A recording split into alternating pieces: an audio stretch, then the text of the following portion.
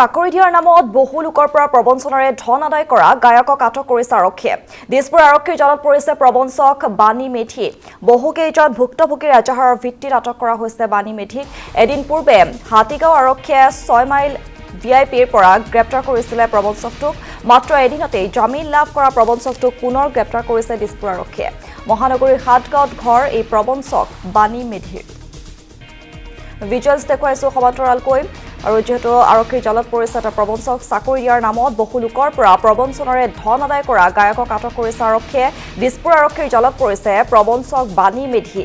বহুকেইজন ভুক্তভোগীৰ এজাহাৰৰ ভিত্তিত আটক কৰা হৈছে বাণী মেধিক। এদিন পূৰ্বে হাতীগাঁও আৰক্ষীয়ে 6 মাইল ভিআইপিৰ পৰা গ্ৰেপ্তাৰ কৰিছিলে প্ৰবঞ্চকটোক। মাত্ৰ এদিনতেই জামিন লাভ কৰা প্ৰবঞ্চকটোক পুনৰ গ্ৰেপ্তাৰ কৰে দিছপুৰ আৰক্ষীয়ে। ইফালে মহানগৰীৰ হাটগাঁৱত ঘৰ প্ৰবঞ্চক বাণী মেধিৰ। আৰ্টিষ্ট হয় বাণীকান্ত মেধি, আৰু তেনেকৈ তেওঁ কালচাৰৰ লগতো জড়িত।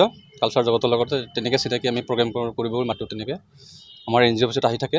তাৰপিছত তেনেকৈ মানে চিনাকি হ'লোঁ। ভুৱা অৰ্ডাৰ দেখালে, তেনেকৈ মানে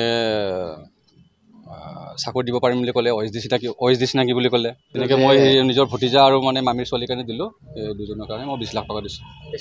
কি আছে ট্ৰানজেকশ্যন কৰি UPI ট্ৰানজেকশ্যনত 6 লাখ দিছোঁ মোটামুটি। অলপ কমো হ'ব পাৰে 2 টকা।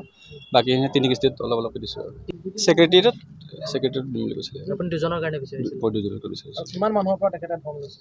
তেখেতেতো এনেই বহুতৰ পৰাতো বহুতেই লৈছে, ওপৰতে লৈছে। পইচা দিয়া বা চাকৰি দিম বুলি কোৱাৰ কিবা প্ৰমাণ তথ্য আছে? এই ভুৱা অৰ্ডাৰ কপি লৈ দিছে। ভুৱা অৰ্ডাৰ কপি লৈ দিছে। কেতিয়া গম পালে তেওঁ ফ্ৰড বুলি? তেওঁ যেতিয়া অকণমান মানে চালোঁ, জনা মানুহক দেখালোঁ, এইটো কৈছে এইটো ভুৱা হ'ব, তোমালোকৰ এনকুৱাৰী কৰা। তেতিয়া গম পালোঁ। তেনেকৈ এপইণ্টমেণ্ট আহি বুলি এপইণ্টমেণ্টৰ দিয়ে, কিন্তু আমাক তেতিয়া সেইটো পৰ্যায়লৈ আমি আহি নাপালোঁ। অৰ্ডাৰ কপি এটা নেম হয়, আগে পিছে চাকৰি দিয়ে বুলি কৈছে।